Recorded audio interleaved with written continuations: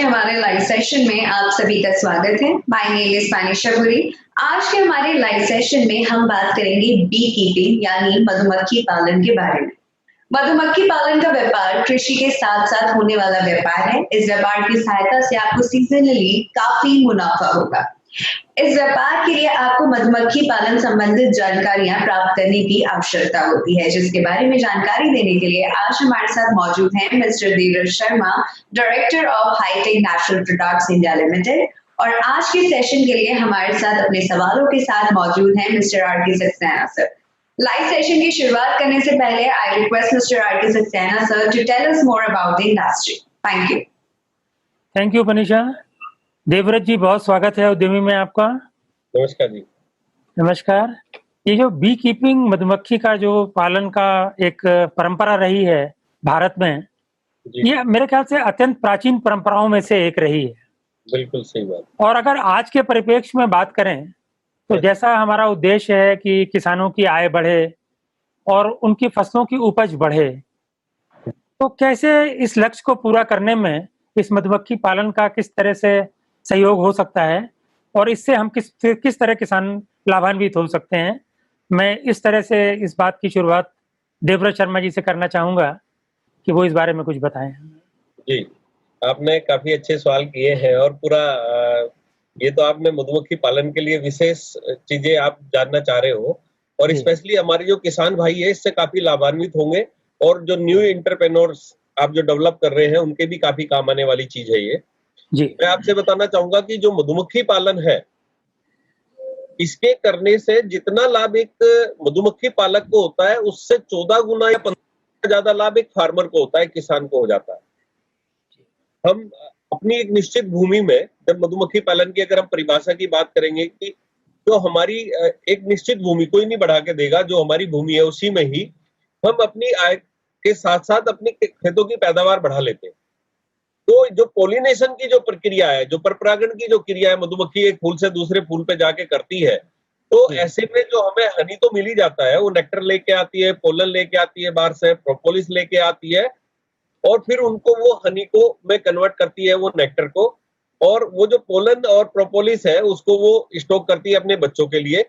और जो उसके शरीर के अंदर से 2 पदार्थ और निकलते हैं, उसके अंदर ग्रंथियां होती हैं और मधुओले भी एक ग्रंथि है। तो एक और रॉयल जेली निकलता है, वैनम निकलता है और बीजवैक्स हमारा एक और दूसरा एक और इसका हमारा उत्पाद है वो हमें प्राप्त होता है।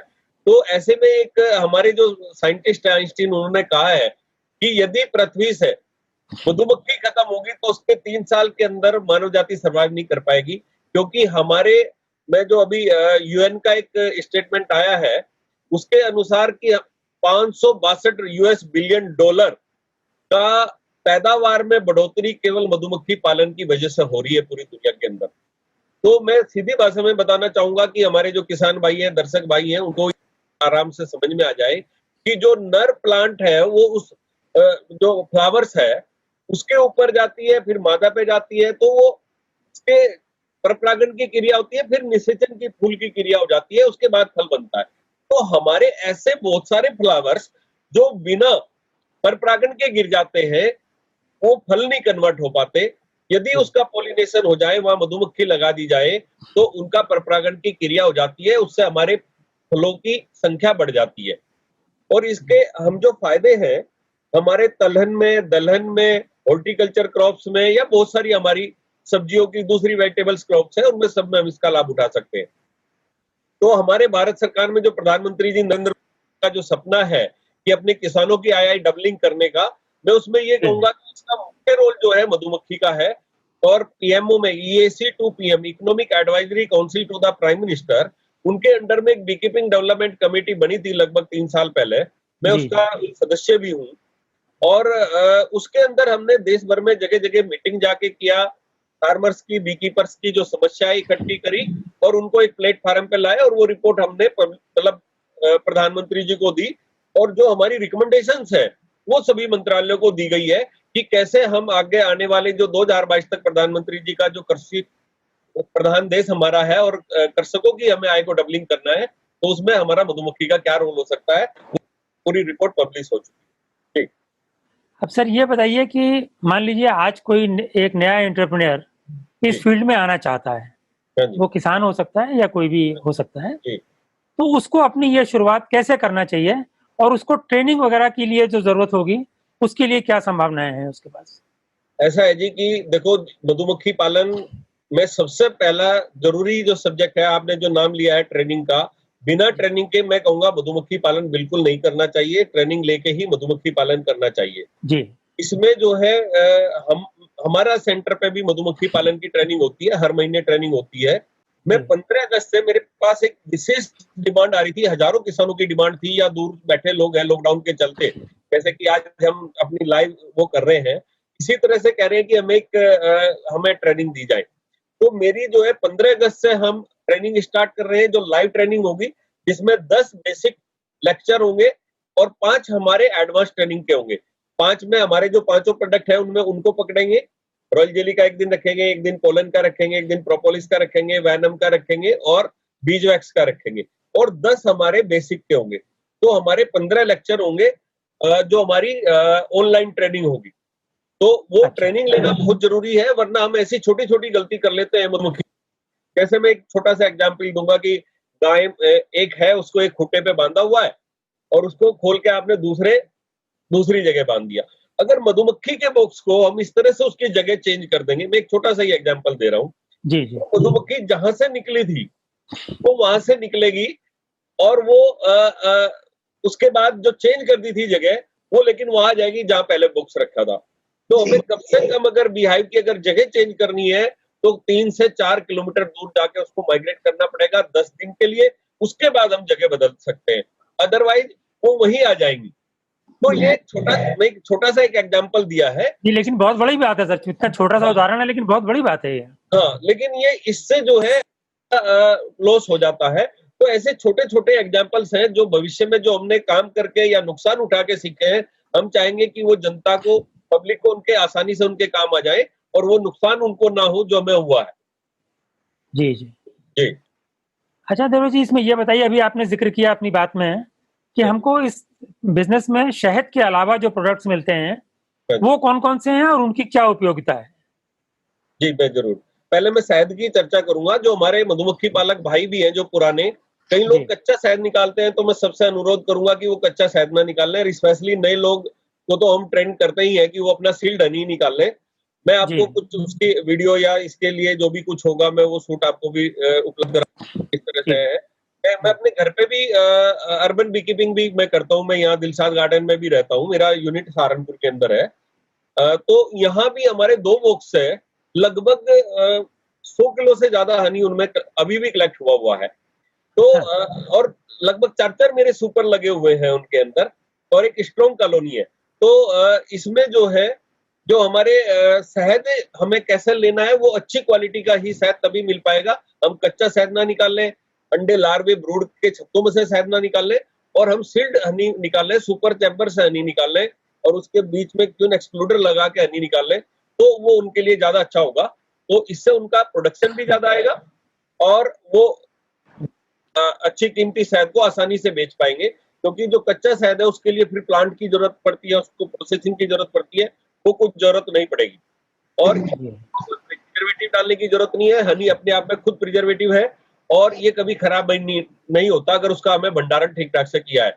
उसको स्टेनलेस स्टील में या ग्लास में या किसी अच्छे बर्तन में अगर हमने स्टोर किया है, keep in A cool place, तो हनी कभी खराब नहीं होता। ये मेरी हनी पे चर्चा है, तो कभी मीटिंग लंबी ना हो जाए, इसलिए मैं इसको यहीं अब दूसरे प्रोडक्ट की जो आप बात कर रहे थे, उसपे मैं चर्चा करता हूँ। जी, मैं बताना चाहूँगा कि पहले सबसे आसान काम जो है, अगला स्टेप हनी निकालने के बाद, वो है प्रोपोलिस निकालने का। मैं आपको जी, जो दिखा रहा हूँ, इसमें ये प्रोपोलिस स्ट्रिप है। इस प्रोपोलिस स्ट्रिप को हम बिहाई लगा देते हैं और इससे प्रोपोलिस कलेक्ट होती रहती है। जी, तो वो फिर वो कलेक्ट क्यों करती है? वो अपने बच्चों में उनके बीमारी ना जाए, कोई वायरस इन्फेक्शन ना आ जाए और बहुत सारी चीज़ों को वो उनको अपने बच्चों को बचाने के लिए करती है और वो स्पेशली सत्ते के सभी सेल में करती है, उसकी कोटिंग। जो हमने सुना है ना कि हनी एंटीबायोटिक है, एंटी एलर्जिक है, एंटीसेप्टिक है, एंटी अस्थमा, एंटी कैंसर है, वो सब प्रोपोलिस के कारण है। अच्छा, तो ये जो प्रोपोलिस है, इससे वो अपने बच्चों को सेव करती है। दूसरा बी पोलन इससे हमें मिलता है अगला, जो आप देख रहे हैं कि वो बीहाइव के गेट पे हम पोलन ट्रैप लगा दिए हैं, तो पोलन जी। आपका कलेक्शन होता जा रहा है और उसको हम वहीं से बात बहुत इजीली निकाल लेते हैं। ये दोनों उत्पाद बहुत आसानी से मिल जाते हैं। जी। जो तीसरा थोड़ा सा हमारा है वो है बीज वैक्स। जब हम अपना देख रहे हैं, आप ये जो सील काट रहे हैं मनी की, तो जब सील काटते वक्त जो ये वैक्स इकट्ठा हो रहा है, इसको हम ये हमारा वैक्स जो है बहुत सारी 400 से ज्यादा इंडस्ट्री में यूज होता है। इसका कॉस्मेटिक्स में, आयुध कारखानों में हजारों जगह और इसका यूज हो रहा है। तो ये एक हो गया तीसरा। अब आता है चौथा नंबर आता है रॉयल जेली का। जी। मैं रॉयल जेली की बात कहूंगा कि इसकी थोड़ा हमें प्रोफेशनल तरीके से ट्रेनिंग स्टार्टिंग करना पड़ता है या कि उनका इसमें काम मेन रोल होता है। और उसके बाद आता है बी वैनम का। तो रॉयल जेली की ये आप देख रहे हैं जो हमारी रॉयल जेली एक्सट्रैक्शन किट है, इस एक्सट्रैक्शन किट का हम इस्तेमाल करके बीहाइव के अंदर और हम इससे रॉयल जेली कलेक्ट कर सकते हैं। जो आप बी वैनम कलेक्टर देख रहे हैं ये, इससे हम हनी बी में बिना उसको कोई लॉस, हमारे जितने भी हम इससे उत्पाद लेते हैं, हमारा सबसे पहला काम होता है कि मधुमक्खी को कोई लॉस ना हो। यानी मधुमक्खी अगर, क्योंकि वही हमें हमारा वर्कर है, वही हमें देने, बिल्कुल, बिल्कुल। तो हमारा वो जो जंगल में जो लोग छत्ते काट के मधुमक्खी मर जाती है, भगा के जो जला के वो करते हैं, वो हमारा इसमें काम करना नहीं है। क्योंकि एक एक मधुमक्खी एक एक इम्पोर्टेंट है, हमारे परिवार की तरह है, हमारे वर्कर की तरह है। तो हमारा सबसे पहला काम है कि हम अपनी मधुमक्खियों को सबसे, उसको एक भी मधुमक्खी की हानि ना हो। तो बी वैनम कलेक्शन के दौरान भी हमारा यही हमने वैनम कलेक्टर को बनाते वक्त ये ध्यान रखा कि इसमें एक भी मधुमक्खी ना मरे। और इसमें सभी उत्पाद बहुत बहुमूल्य हैं, लेकिन हमारे देश में प्रैक्टिकली अभी सब लोग इस पे इतना वर्क नहीं कर रहे हैं। अभी लोग पोलन निकालने लगे हैं, शहद के साथ में वैक्स निकाल रही हैं और प्रोपोलिस अभी निकालने लगे हैं। रॉयल जेली को थोड़े थोड़े लोगों ने शुरू किया है और उसकी हम लगातार ट्रेनिंग दे रहे हैं, एडवांस ट्रेनिंग दे रहे हैं। और वैनम भी अभी पिछले 1-2 सालों में हमने कुछ निकाला है, बहुत सारे लोग अभी नहीं निकाल पा रहे हैं। तो उन सबके लिए हम एडवांस बेसिक ट्रेनिंग दोनों के माध्यम से लोगों को, फार्मर्स को ट्रेनिंग देते हैं और उसके बाद ट्रेनिंग देने के बाद उनको पूरी वो एक तरह से उनको मेंटली मजबूत करके भेजते हैं कि भाई आप निकलिए, अब आप सब कुछ कर सकते हैं। बहुत बहुत धन्यवाद देवव्रत जी, आपने ट्रेनिंग के बारे में तो अच्छा बताया। अब ये बताइए कि जो जैसे बॉक्सेस की जरूरत है उसको, या और जो भी चीज जिन इक्विपमेंट्स की जरूरत है उसको, वो उसको कहाँ से मिल सकते हैं और उचित दाम पे कहाँ से मिल सकते हैं? देखो, बी कीपिंग स्टार्ट करने के लिए सबसे जो ट्रेनिंग का पार्ट था वो बहुत मुख्य था। और अगला सवाल आपका बहुत बढ़िया है कि हमें उनको जो बी हाई और बी कॉलोनी हम कैसे लें। सबसे पहले मैं आपको बताऊंगा कि जो बी हाइव है, हमारी अपनी खुद की unit high tech natural products India जो यूनिट है सहारनपुर बीराखेड़ी में है। 55 कारपेंटर्स नए टूल्स के साथ हम वहाँ बी कीपिंग वो बी हाई मैन्युफैक्चरिंग कर रहे हैं। ये जो आप देख रहे हो सारा, ये सारा हमारा कारपेंटर्स है और ये सब हमारी इसके बीआई मैन्युफैक्चरिंग का काम कर रहे हैं। और हमारी कोशिश रहती है कि बेस्ट क्वालिटी बीआई और बी फ्रेम्स उनको उपलब्ध कराया जाए। वैसे तो बाजार में बहुत सारे लोग हैं और भी बहुत सारे लोग हैं जो बनाते हैं, और हम उसकी बीहाइव मेकिंग करने की भी हम ट्रेनिंग देते हैं। यदि किसी को अपना बीहाइव बनाने की भी ट्रेनिंग लेनी है तो वो भी ट्रेनिंग हम देते हैं। अगर कोई कारपेंटर्स हैं, वो चाहते हैं कि हम बीहाइव भी बनाएं, तो हम उसके लिए भी ट्रेनिंग ऑर्गेनाइज करते हैं। तो जो ये आप जो देख रहे हैं सारे जो बीहाइव मैन्युफैक्चरिंग करने का हमारा है, तो इसको मैन्युफैक्चरिंग करके हमारा मेन टारगेट, मधुमक्खी को जो सबसे ज्यादा पसंद है वो है कैल और तुन वुड। 2 वुड सबसे ज्यादा पसंद है। तो हमारा जो बीहाइव है, जो घर है, उसको उसमें ताकि एक अच्छी फीलिंग जो उसको आती है, वो वुड को उसको पसंद करती है। तीसरी वुड है टिक वुड। अगर मैं बात करूंगा एपिस सिराना इंडिका की, तो वो टिक वुड को सबसे ज्यादा पसंद करती है। तो मेलिफेरा जो पसंद करती है वो तुन और कैलवुड को पसंद करती है और उसमें अच्छे से रहना और करना पसंद करती है। अब इसी में ही जो अगला स्टेप है वो बी कॉलोनी का आता है कि बीहाइव तो आ गया, बी कॉलोनी कैसी। जनरली जो हम बी कॉलोनी है, मैंने जैसे आपको एक गाय का एग्जांपल दिया था कि यदि उसको बांधने, या फिर गाय का एक दोबारा एग्जांपल देने जा रहा हूं कि अगर हमारी एक 5 किलो दूध देने वाली गाय है, अगर उसकी जो बछड़ी होती है तो वो 5 किलो देगी या 6 किलो देगी। और अगर एक भारत सरकार ने कार्यक्रम चलाया था, नस्ल सुधार कार्यक्रम, तो उसमें नस्ल सुधार करने का काम हुआ ताकि उसकी ब्रीडिंग बैटिंग उसकी अच्छे उससे कराई और उससे उसकी थोड़ा उनकी उत्पादन में बढ़ोतरी हुई। तो ऐसे में अगर हम टारगेट करके बी कीपिंग करते हैं, हम ऐसे बॉक्स से क्वीन का अंडा सेलेक्ट करते हैं जो हनी ज्यादा दे रहा हो, किसी को अगर हनी लेना है। जी कुछ बॉक्स ऐसे हैं जो हनी बहुत ज्यादा लाते हैं, कुछ ऐसे हैं जो बहुत ज्यादा काटते हैं, उनके अंदर वैनम बहुत ज्यादा होता है। कुछ बॉक्स हैं जो बीहाइव ऐसे होते हैं जो पोलन बहुत ज्यादा ला रहे हैं, कुछ ऐसे होते हैं कि जो रॉयल जेली बहुत बढ़िया ला रहे हैं।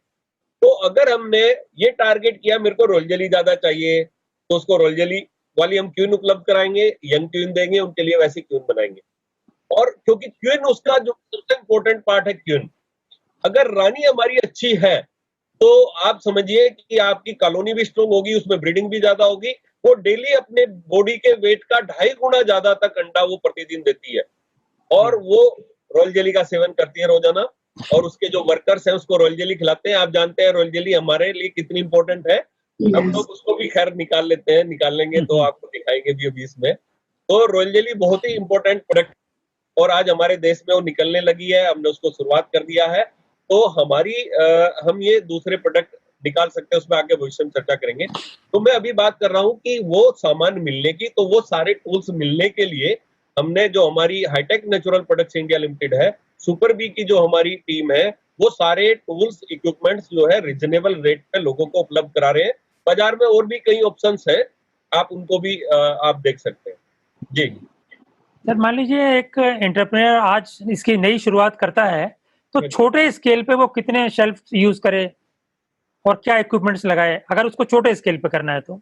जी बिल्कुल। मैं देखो, मैं आपसे इस सवाल आपने काफी अच्छा किया, लेकिन सवाल का जवाब बहुत में अगर मैं बात करूं केवल अर्बन बी कीपिंग की, कि भाई मैं शहर में रह रहा हूं और मुझे हर जगह सारे फ्लावर उपलब्ध नहीं होते, तो अर्बन बी कीपिंग में मुझे अपने घर के लिए केवल हनी चाहिए और मुझे उतना और मेरे आस पड़ोस या रिश्तेदारों को मैं दे सकूं, तो वहां 2 से 5 बॉक्स तक आप लगा सकते हैं। आपको देखना पड़ेगा आपके सर्किल में फ्लावर्स कौन कौन से हैं, कितने हैं। यदि उसको रोजगार शुरू करना है गाँव में, तो यदि मैं उससे रिकमेंड करूंगा 50 बॉक्स की यूनिट उसको शुरू करनी चाहिए, और जो 50 बॉक्स की यूनिट है वो लगभग 2 से 2.5 लाख रुपए के अंदर उसकी स्टार्ट हो जाएगी। अच्छी क्वालिटी की यदि बीहाइव लेगा, बी कॉलोनी लेगा, टूल्स लेगा, हनी एक्सट्रैक्टर स्टील की लेगा, क्योंकि उसमें बहुत सारे रेंज है।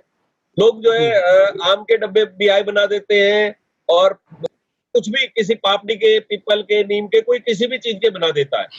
तो वो उतना उसमें मैं स्पेशली सबको बताना चाहूंगा आपके माध्यम से, जिन जो भी आपके दर्शक हैं, कि उनको हमें जो बीहाइव खरीद रहे हैं तो उसकी थिकनेस, उसका स्टैंडर्ड, बीआईएस स्टैंडर्ड हमारी भारत सरकार ने बनाया हुआ है, उसके नॉर्म्स क्या है, वो हम एक स्केल लेके जाएं, वो ट्रेनिंग में बता देते हैं कि उसको नाप लें कि आपकी इसकी थिकनेस क्या है। क्योंकि जो हमारी बीहाइव के ऊपर गर्मी, सर्दी, बरसात सब चीजों का इफेक्ट होता है, क्योंकि ये ओपन में रखी रहती है।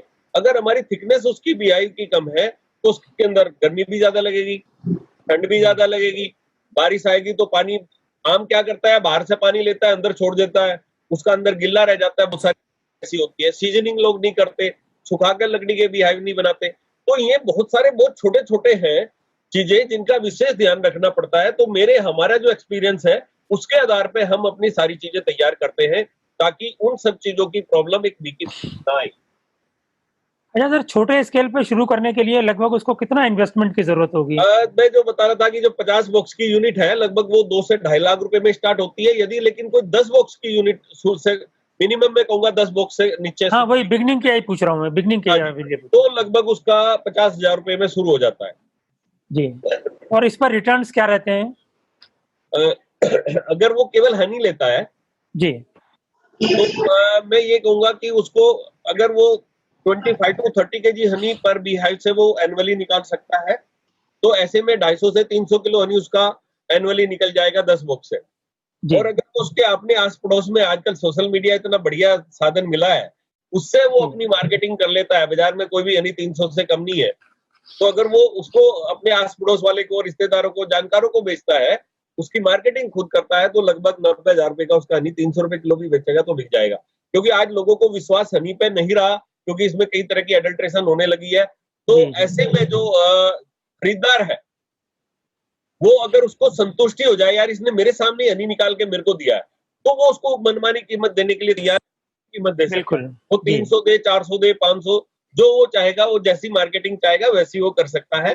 तो लेकिन अगर उसको बल्क में बेचना है तो 10 बॉक्स का एक तो कोई लेने जाना या लेके आना उतना रीजनेबल नहीं रहेगा। मैं कहूंगा कि 250-300 किलो हनी यानी 25-30 किलो हनी पर मंथ उसको बड़े आराम से वो अपनी यही जगह रख के बेचता है। 1 किलो भी हनी पर डे बेचे है तो उसको 500 रुपए, 300 से 500 रुपए वो पर डे केवल शहद बेच के कमा लेता है। बाकी उसके उत्पाद बिक जाएंगे बड़े आराम से। तो जितना उसने लगाया, यानी हम बात कर रहे थे 10 बॉक्स से लगाने की 50,000 रुपए की, अगर वो 300 रुपए किलो अपना हनी बेच रहा है तो समझो उसने 2 गुना तो उसने पहले ही कमा लिया। 50,000 से तो 90,000 रुपए का तो उसने हनी बेच लिया, साथ ही दूसरे काम भी कर रहा है, उसको फुल टाइम बैठना नहीं है। एक दिन वो गया, चक्कर माया, आ गया, 8 दिन में एक दिन उसमें बक्स में 2 घंटे काम कर लिया।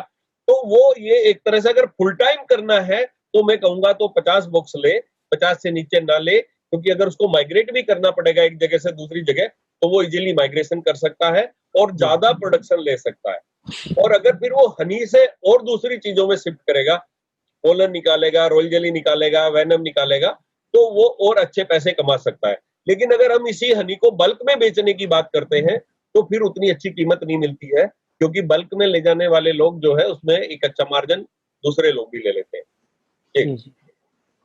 सर एक चीज नए एंटरप्रेन्योर्स के हिसाब से समझना चाह रहा हूँ कि जैसे मान लीजिए सरसों की खेती कहीं हो रही है, कहीं लीची के बाग हैं, कहीं एप्पल के बाग हैं, कहीं यूकेलिप्टस ज्यादा है।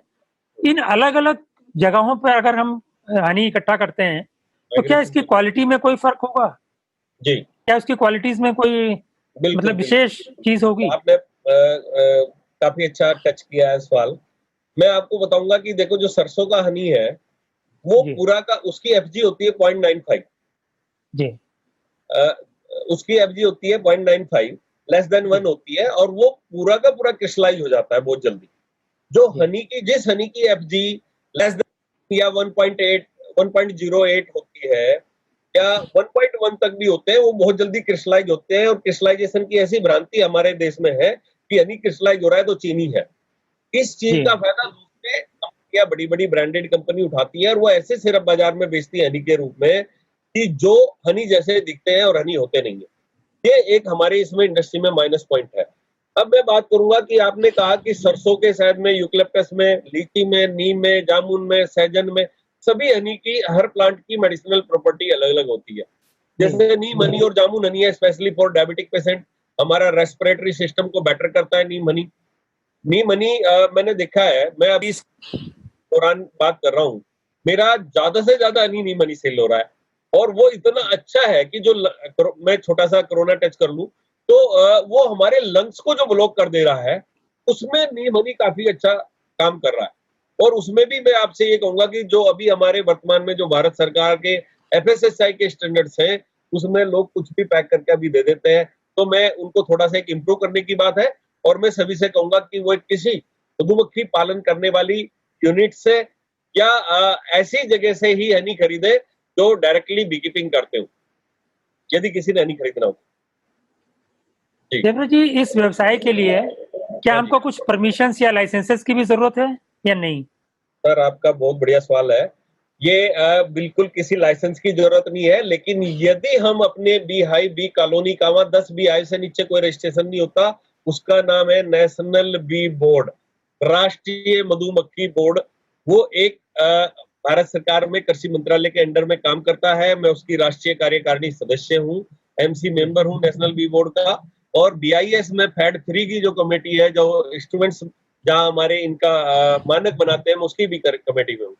तो मैं कहूंगा कि वो 10 बॉक्स की यदि बीकीपिंग करता है तो वहां से एक रजिस्ट्रेशन का प्रोसीजर है, वो उसको फॉलो कर ले। बहुत हल्का सा वहाँ 100-125 रुपए देके हमारा उसके 100 बॉक्स पे उसके 300 रुपए खर्च होते हैं। यदि 10 बॉक्स का है तो उसी 2.5 रुपए पर बॉक्स का उन्होंने खर्चा रखा हुआ है, 50 रुपए का उनका और ऑफिशियल चार्ज है। और उसमें भी वो 1 लाख का इंश्योरेंस लेते हैं बीकीपर को। अच्छा। और वो रजिस्ट्रेशन 5 साल के लिए होता है। तो वहां वो अपना रजिस्ट्रेशन कर लेगा तो एक तो उसको 1 लाख रुपए का इंश्योरेंस मिल गया। दूसरी बात ये कि वो एक गवर्नमेंट के साथ जुड़ गया कि भाई आप एक बीकीपर है, उसको एक रजिस्ट्रेशन का प्रमाण पत्र मिल गया। और साथ में वो एक अपनी रजिस्टर्ड बीकीपर हो गया, उसकी एक आइडेंटिटी होगी, आई एम रजिस्टर्ड बीकीपर और मैं गवर्नमेंट ऑफ इंडिया में नेशनल बी बोर्ड में रजिस्टर्ड बीकीपर हूँ। तो ये एक अच्छा रहेगा। बाकी मुझे नहीं लगता कोई इसके लिए कुछ भी जरूरत है। इसके लिए GST लेने की जरूरत नहीं है, इसके लिए कोई लाइसेंस लेने की नहीं है, इसके लिए एनवायरनमेंट फ्रेंडली है उल्टा, हम तो पैदावार बढ़ा रहे हैं। हमें लेकिन कुछ ध्यान रखने चाहिए, जब मेरी एक वीडियो में भी है कि हमें क्या-क्या सावधानी बरतनी चाहिए, वो हम इसके साथ कहीं लिंक करेंगे तो, कि हमें सड़क से और हाईवे से अपने बॉक्स को थोड़ा दूरी पे रखना चाहिए, क्योंकि सड़क के नजदीक में हमारी हनी भी डैमेज होती रहती है, तो वो सावधानी की बात हम करेंगे आगे। तो इन सब चीजों में लाइसेंस वगैरह की कोई जरूरत नहीं है, और हम जो है बी कीपिंग कभी भी स्टार्ट कर सकते हैं। दूसरी बात बहुत जरूरी, वो ये है, ना तो हमें इलेक्ट्रिसिटी चाहिए, ना हमें कोई, मतलब हम केवल अगर कहीं प्रकृति में कहीं कुछ कर रहे हैं तो हम दोहन कर रहे हैं, शोषण नहीं कर रहे, कोई पोल्यूशन नहीं फैला रहे हैं, कुछ नहीं कर रहे हैं। बी कीपिंग एक हमारा कृषक मित्र किट है।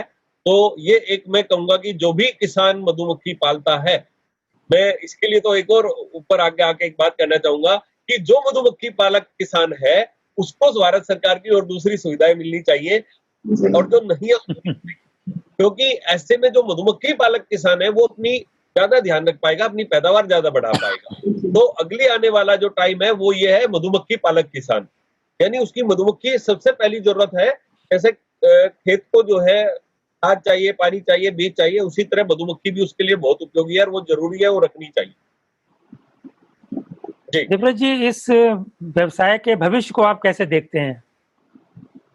भविष्य में कहूंगा उज्जवल है, लेकिन हमारे कुछ मधुमक्खी पालक भाई जो बल्क में 500 1,000 बॉक्स लेके रखते हैं और वो जो बड़ी बी कीपिंग करते हैं, मैं उनसे ये कहता हूँ हमेशा, आप बड़ी बी कीपिंग ना करके छोटी करो। उनके क्या 1,000 बॉक्स के अंदर मधुमक्खी 200 बॉक्स की होती है। बी कीपर क्या कहता है कि वो करने लगकर खुद बी कीपिंग करने लगते हैं, वो 5-5 4-4 फ्रेम 3-3 फ्रेम मधुमक्खी के बीहाइव में लेके चलते हैं। वो सोचते हैं मेरे पास 1,000 बॉक्स है तो मैं बड़ा बी कीपर। जी भाई आपके पास 50 बॉक्स है और उसमें मधुमक्खी 500 बॉक्स की है, तो वो ज्यादा आपका, आप उसको आसानी से काम कर सकते हो। उसको एक ही जगह लगाना पड़ेगा, 500 बॉक्स को 2 जगह लगाना पड़ेगा या 3 जगह लगाना पड़ेगा। तो हमारी जो बी कॉलोनी है वो सबसे ज्यादा स्ट्रॉन्ग, मजबूत होनी चाहिए, सुपर में होनी चाहिए, और उसके लिए आपको कम आदमियों की जरूरत पड़ेगी। मैंने चाइना में भी देखा है कि वो भी 250 से बड़े बी कीपर नहीं है। अमेरिका में है, वहाँ 1000 बॉक्स के, 2000 बॉक्स के, 5000 बॉक्स की बड़ी बी कीपिंग होती है, लेकिन वहाँ के हमारे यहाँ जैसी स्थिति नहीं है। हमारे यहाँ तो कहीं रख देंगे तो चोरी भी हो सकती है। वहाँ वो चोरी वाला, या ऑस्ट्रेलिया की मैं बी कीपिंग देखा है, तो वहाँ की जो बी कीपिंग है, वहाँ बड़ी लोग बी कीपिंग करते हैं, वहाँ 2 आदमी 3 आदमी ही बी कीपिंग कर लेते हैं। उन्होंने टूल्स इतने अच्छे बनाए हुए हैं। हमारे यहाँ लेबर से सर्स है, उसको उतारना चढ़ाना पड़ता है बॉक्स को, वो मशीन से उठाते हैं और उसको गाड़ी में लोड कर लेते हैं। वो मशीन पिछली तरह गाड़ी हुई है। तो ये सारे जो हमें कितने अच्छे टूल्स हम यूज करके हम अपनी बी कीपिंग अगर हम बढ़ाते हैं तो वो हमें ज्यादा अच्छा है। लेकिन क्योंकि हमारा फार्मर है, शुरुआत में कर रहा है, तो वो 10 बॉक्स की बी कीपिंग रख के अपनी जगह पे बी कीपिंग स्टार्ट कर सकता है। और कोई इसमें हम प्रकृति में दोहन कर रहे हैं, शोषण नहीं कर रहे हैं, पैदावार बढ़ा रहे हैं, घटा नहीं रहे हैं। तो पहले हमें किसानों को अवेयर करने की जरूरत है, उसको ये कि ये फूलों का रस चूस ले जाएगी। हमने बहुत जगह हमारे लड़कों ने हमें डंडे भी खाए हैं, किसानों ने पकड़ लिया, मेरे यहाँ क्यों लगा रहे हो, मेरे तो फूलों का रस चूस लेगी। हमने समझाया नहीं, पॉलिनेशन कर रही है। बोला मैं आपका खून निकाल लूंगा, आप कमजोर होंगे या मजबूत होंगे। ये हमारे फूलों का रस निकाल लिए तो हमारे फूल तो कमजोर कर दिए। मैंने कहा नहीं, हमने अच्छे से उनको समझाया और उनको आज वहां लोग बी कीपिंग आए हैं जगह जगह, और इससे अपनी पैदावार भी बढ़ाई है। मैं आपसे एक और बहुत इंपॉर्टेंट यहाँ बात करना चाहता हूँ कि हम जो है आयातक कंट्री थे दालों में, जी आज हम दालों में निर्यातक के रूप में आ रहे हैं। उसका सबसे मुख्य कारण जो है मधुमक्खी है। हमने भारत सरकार में, एग्रीकल्चर मिनिस्ट्री में जगह जगह हमने इतना सरकार को लिखा और बताया कि भाई आप मधुमक्खी पालन के बिना हम अपनी किसानों की आय को डबलिंग नहीं कर सकते। मधुमक्खी पालन इसका मेन पार्ट है, आप इसके बिना नहीं कर सकते हो बिल्कुल भी। तो उन्होंने उसको किया और देखा, उसके रिजल्ट मिले। मैं अभी मैं हो सकेगा तो मैं आपको इसमें शेयर भी करूंगा, आप न्यूज क्लिप है। इस बार हमारी लॉकडाउन से एप्पल में माइग्रेशन नहीं कर पाए किसान, तो एप्पल ग्रोवर्स को लगभग 9,000 करोड़ रुपए का प्रोडक्शन में इफेक्ट हो रहा है इस साल, बी कॉलोनी ना जाने की वजह से। उनका उतना प्रोडक्शन, और आज जो पहले दुनिया में, पूरी दुनिया में दिया जा रहा था, मधुमक्खी पालक को अपने यहाँ माइग्रेट करवाते थे कॉलोनी, तो अमेरिका में जो करवाते हैं बादाम में और इन दूसरे चीजों में, जो फ्रूट्स नट्स में, तो उसमें वो मंगा के उन फार्मर मधुमक्खी पालक को पैसा देता था। हमारे यहाँ उल्टा है, यहाँ हम जाते हैं तो हमें फार्मर को पैसा देना पड़ता है। जी लेकिन अभी हमारी भारत सरकार में जागी है, और मैं स्पेशली कहूंगा कि हिमाचल प्रदेश, उत्तराखंड और जम्मू कश्मीर में वहां सरकार एप्पल ग्रोवर्स के साथ जहां मधुमक्खी के बॉक्स लगते हैं, वो बी कीपर को 1500 रुपए बी कॉलोनी का पे करते हैं, पॉलिनेशन, ओनली फॉर पॉलिनेशन। तो ये एक हमारे लिए अच्छी लोगों में जागृति आई है, और यहाँ तब से हमारा सेब का साइज भी बढ़ा है, हमारे सेब की क्वालिटी भी बढ़ी है, और हमारा उनका किसानों ने फील किया है, महसूस किया है प्रोडक्शन का। तो ऐसे ही हम तलन, दलहन, फल, सब्जी, इन सब में हम अपनी पैदावार बढ़ा सकते हैं, लेकिन हमें बचाना होगा पेस्टिसाइड से सावधान होना पड़ेगा। तभी हमें अपनी कॉलोनियों को हमें ध्यान रखना पड़ेगा, क्योंकि एक बहुत छोटा सा जीव है। तो हमें एक तो ये, साथ ही मैं एक छोटी सी बात और यहाँ करके चलता हूँ कि मैंने वैज्ञानिकों को भी मैं आपके माध्यम से सूचना देना चाहता हूँ कि जब भी वो हाइब्रिड सीड्स तैयार करें किसी भी क्रॉप के, चाहे तलन के हैं चाहे दलहन के हैं, तो उसमें मधुमक्खी का जरूर ध्यान रखें, क्योंकि बहुत सारी ऐसी क्रॉप्स है उन्होंने उसका फ्लावरिंग पीरियड कम कर दिया, तो उससे क्या हुआ, पॉलिनेशन तो उसका मधुमक्खी कराती है, लेकिन एक बीकीपर को उसका उतना बेनिफिट नहीं मिल पाता, उसमें से नेक्टर ही खत्म कर दिया, यानी नेक्टर पार्ट जीरो हो गया। तो हमारी सरसों में भी कई ऐसी क्रॉप्स आ गई है जिनके अंदर नेक्टर ही नहीं आ रहा है। तो मैं साइंटिस्ट जो भी हमारे कृषि में लगे हुए हैं, मैं उनको कहूंगा कि वो जब भी अपने कोई सीड्स, हाइब्रिड सीड्स तैयार करें, तो उसमें ध्यान रखें जो हमारे पुराने जो सीड्स थे, हमारे जो अपने अब उन्हीं सीड्स को बो देते थे, उन्हीं से पैदा हो जाती थी, जो देसी सीड्स थे उनमें हमें अच्छा हनी मिलता था। हाइब्रिड सीड्स करते करते मैं एग्जांपल दूंगा, सूरजमुखी का इतना सा फूल हो गया जी, पहले इतना बड़ा था, और हम सनफ्लावर में 55 किलो तक शायद मैंने निकाला एक भी हाइव से, 55 केजी तक 1.5 महीने में, 45 डेज में मैंने 55 किलो हनी एक बॉक्स से निकाला है। वो मैं कहूंगा कि ये हाइब्रिड सीड्स लाएं, बहुत अच्छा, कोई बात नहीं, लेकिन उनका ध्यान रखें कि भाई मैं क्या करने जा रहा हूँ, कहीं अर्थ का अनर्थ तो नहीं हो रहा है। तो ये मेरा अनुरोध है आपके माध्यम से जी। और सर मैं चाहता हूं कि जो नए उद्यमी इस क्षेत्र में आ रहे हैं, हाँ जी, आप उनके लिए कोई संदेश दें, आपकी तरफ से कोई मैसेज हो जिसमें वो उत्साहित हों और इसका लाभ ले सकें। बढ़िया। मैं इसके माध्यम से आपको एक बात कहना चाहूंगा, जितने भी अभी लॉकडाउन की वजह से अपने गांव और घर को पहुंचे हुए लोग हैं, जो भी बेरोजगार हुए हैं, वो अपनी बहुत कम इन्वेस्टमेंट से, यानी आप बहुत बहुत लिटिल इन्वेस्टमेंट इसमें लग रहा है, तो वो कुछ भी भले ही कर रहे हो, वो मधुमक्खी पालन अपने घर पे रह के जरूर करें, अपनी उनकी खेतों की पैदावार भी बढ़ेगी, या उनको कहीं रोजगार नहीं है, यदि वो मधुमक्खी पालन अपना लेंगे तो उनकी जो रोजी रोटी का जो साधन है वो उससे हो सकता है। मैं बता रहा हूँ कि गांव में कई लोगों को तो रोजगार नहीं है, उसको शहर में आना पड़ रहा है, शहर में आके वो आधे पैसे भी घर नहीं भेज पाता, यहाँ के खर्चे वैसे ही है। तो अपने गांव में ही हमने उनको रोजगार दे दिया, तो हम उनको बहुत सारी चीजों से रोक सकते हैं। नहीं तो ये कहीं ऐसा ना हो कि कहीं दूसरी चीज होने लगे, क्योंकि बेरोजगार आदमी को अगर हमने उनकी जगह पर रोजगार दे दिया तो ये एक बहुत बड़ा काम होगा। और मैंने भारत सरकार में गडकरी जी को भी बताया था कि हम अगले 5 साल में मधुमक्खी पालन के माध्यम से 5 करोड़ लोगों को रोजगार कर सकते हैं। जो हमारी EAC टू PM की रिपोर्ट है, according to EAC to PM की रिपोर्ट जो बीकीपिंग BDC ने रिपोर्ट दी है, उसमें हमारे से बताया गया है कि जो हमने सर्वे करके ढूंढा है, तो 200 मिलियन बी कॉलोनियों की जरूरत है हमारे देश को पॉलिनेशन के लिए, और अभी मात्र 3 मिलियन बी कॉलोनी है, यानी 30 लाख बी कॉलोनी अभी है, 200 मिलियन बी कॉलोनियों की जरूरत है। बहुत सेक्टर है, केवल मधुमक्खी पालन से ही, इसमें करने से ही मुझे रोजगार नहीं मिलता, इसमें तिहाई बनाने से, स्टैंड बनाने से, एंटवेल उसके लिए बनाते हैं, उसमें फीडर, ट्रांसपोर्ट, मतलब ये एक ऐसा उद्योग है, मैं उद्योग भी कहूंगा कि इसमें कुछ उद्योग होते हैं जो पूंजी प्रधान होते हैं, कुछ होते हैं जो श्रम प्रधान होते हैं।